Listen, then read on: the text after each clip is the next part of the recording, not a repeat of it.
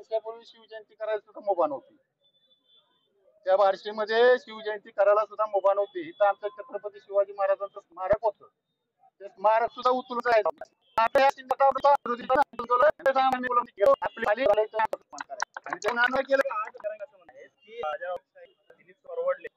मी त्यासाठी तर जाहीर केली ना, त्यासाठी जर भूमिका जाहीर केली ना. तुम्ही एकदा पण बोलले नाही 8 दिवसात.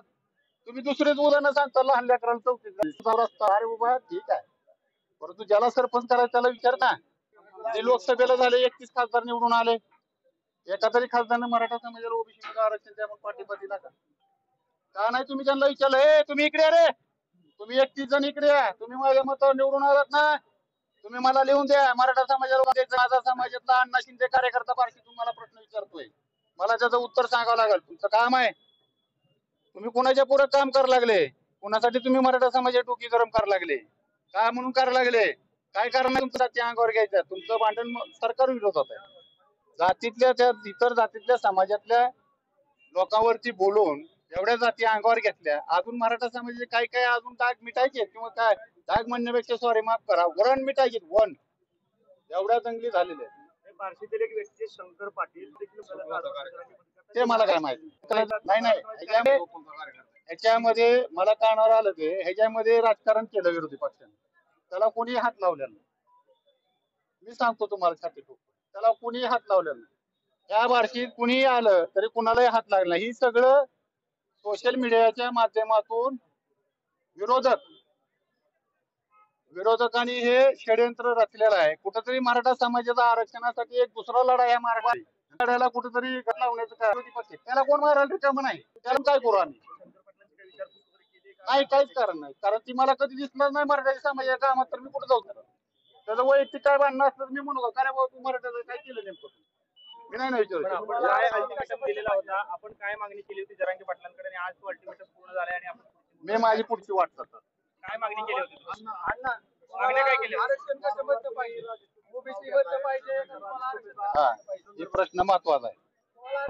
ही प्रश्न तुमचा महत्वाचा आहे. ही महाराष्ट्राच्या हिताचा प्रश्न महत्वाचा आहे.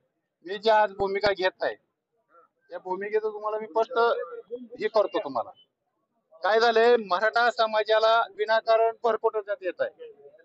मराठा समाजाला आरक्षण मिळवायचं असेल आणि संपूर्ण मराठा समाज सरसकट जर ओबीसी जायचं असेल तर ते सुप्रीम कोर्टात टिकणार नाही. ओबीसीच्या त्यांच्या हक्काच्या आरक्षणाला धक्का न लावता मराठा समाज हा ओबीसी मध्ये जातो आणि ते कसा जातो हे मी मुख्यमंत्री साहेबाला भेटल्यानंतर सांगणार. आणि मराठा समाजाला ओबीसीतून पण आरक्षण पाहिजे आणि मराठा म्हणून पण आरक्षण पाहिजे, ही पण भूमिका माझी. कारण माझ्या कोकण भागातला मराठा समाज आहे, ते काय म्हणतात, मला ओबीसी कुणबी म्हणून नको आहे. मग त्यांनी कुणबी म्हणून नको म्हणत असतील, त्यांना मराठा म्हणून पाहिजे असेल तर त्यांची पण सोय करावं लागेल. त्या हिशोबाने मी मराठा समाजाच्या शेवटच्या घटकाची जी मागणी आहे आणि जी मी मराठा समाजाच्या पदरात पाडू शकतो या 1 महिन्यात, तेवढं मी पाडणार. राजेश टोपेंबद्दल तुम्ही विचारलंय की मनोज जरांगे पाटील तुमचा त्यांच्याशी काय संबंध आहे, की काय आपल्याला म्हणायचं?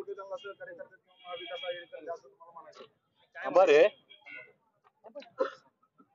काय म्हणले तुम्ही? राजेश टोपे आणि मनोज जरांगे पाटील तुमचे संबंध काय आहेत असा प्रश्न तुम्ही भाषणात उपस्थित काय करायचं? नाही, हा प्रश्न मी केला की त्यांनी माझ्याबद्दल प्रश्न उपस्थित केला की माझे राजगुरावताचे संबंध आहे म्हणून मी हा प्रश्न उपस्थित केला. त्याच्यामध्ये काय मी बाकीचं काय आणू शकत नाही.